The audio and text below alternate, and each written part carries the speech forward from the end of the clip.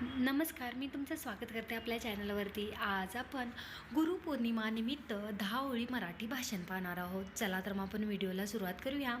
आदरणीय गुरुजन वर्ग आणि माझ्या बालमित्रांनो, आज गुरुपौर्णिमा आहे. हा सण आपण दरवर्षी आषाढ पौर्णिमेला साजरा करतो. या दिवसाला व्यास पौर्णिमा असेही म्हणतात, कारण या दिवशी महर्षी वेदव्यास यांचा जन्म झाला होता. नेक्स्ट पॉईंट असा आहे, गुरु म्हणजे अंधार दूर करून प्रकाशाकडे नेणारा मार्गदर्शक होय. आपल्या आयुष्यातील पहिले गुरु हे आपले आईवडील असतात. नेक्स्ट, शिक्षक आपल्याला शाळेत चांगले शिक्षण आणि संस्कार देतात. गुरु आपल्याला ज्ञान देतात, जीवनात यशस्वी होण्यासाठी योग्य मार्ग दाखवतात. हा दिवस गुरुप्रती आदर आणि कृतज्ञता व्यक्त करण्याचा पवित्र दिवस आहे.